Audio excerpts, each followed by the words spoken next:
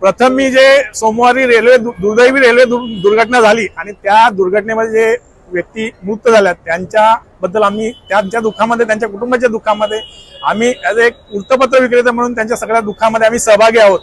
मात्र त्या विषयाला धरून जे लोकशाहीचा चौथा स्तंभ जे वृत्तपत्र आहे त्या वृत्तपत्राच्या स्टॉल बाबत जे ठाण्यातले नेते अविनाश जाधव यांनी जे वक्तव्य केलं की त्यांचे स्टॉल उघडून टाकू, फेकून टाकू, हे अतिशय निंदनीय आहे. आणि एक मी वृत्तपत्र विक्रेता संघटनेचा पदाधिकारी, ठाणे शहर वृत्तपत्र विक्रेता असोसिएशनचा अध्यक्ष आणि राज्य संघटनेचा कार्यकारिणी सदस्य या नात्याने आमचे सगळे सहकारी सोबत आहेत.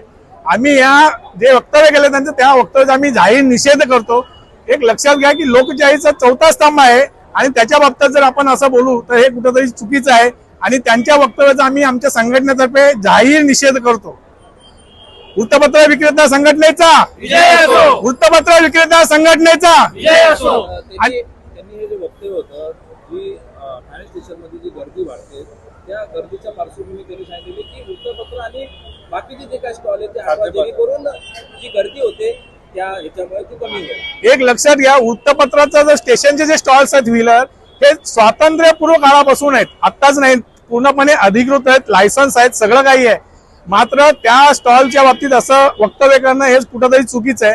गेल्या 10 काय 15 वर्षामध्ये कुठलाही वृत्तपत्र विक्रेत्यांचा स्टॉल किंवा एकही स्टॉल वाढलेला नाही. इतर स्टॉल भरपूर प्रमाणात वाढले, माझं वृत्तपत्र विक्रेत्यांचे कुठलेही स्टॉल वाढलेले नाहीत. याला फेरीवाल्यामध्ये गिनती केली नाही पाहिजे. जे फ्रीडम ऑफ स्पीच आणि फ्रीडम ऑफ प्रेस आहे याच्या माध्यमातून जो चौथा स्तंभ आहे त्याचा शेवटचा घटक हा वृत्तपत्र विक्रेता आहे. त्याला कुठेतरी असं लाथाडणं हे योग्य नाहीये. त्याला एक रिस्पेक्ट मिळाला पाहिजे. तो एक लोकसेवेच काम करतोय. एक लक्षात घ्या, वृत्तपत्र विक्रेत्यामध्ये अतिशय प्रामाणिक मध्ये काम करणारा घटक आहे. कुठलाही वृत्तपत्र तो 5 रुपयाचं असेल तर कधी तो 6 रुपयाला विकत नाही. मात्र त्याच्या घरी कोण आजारी असतील, काही असतील तरी तो सेवा देतो. आज सुद्धा मी माझ्या आईचं सिटी स्कॅन चालू आहे, कारण मी वृत्तपत्र विक्रेत्यांसाठी सगळ्यांसाठी इकडे उभा आहे. कारण कोणी येणार आणि जर वृत्तपत्र विक्रेत्यांच्या नावाने काही बोलणार आणि त्यांना लाथाडणार हे कदापि वृत्तपत्र विक्रेते सहन करणार नाहीत. आणि जर असं कोण करत असेल नेते तर त्याची आम्ही योग्य दखल देऊ आणि योग्य ती त्यांच्यावरती कारवाई करू.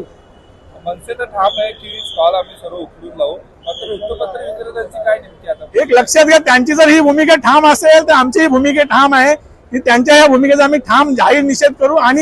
आणि लायसन्स आमच्या ठाण्यातले सगळे वृत्तपत्र विक्रेते स्टॉल हे लायसन्स धारक आहेत.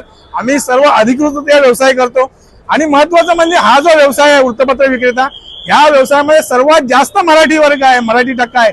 आणि जर मनसेची जर अधिकृतरित्याची भूमिका असेल तर हे कुठेतरी चुकीचं आहे. मराठी माणसांना जर चेपण्याची जर भूमिका असेल तर ही तर कुठेतरी चुकीची आहे.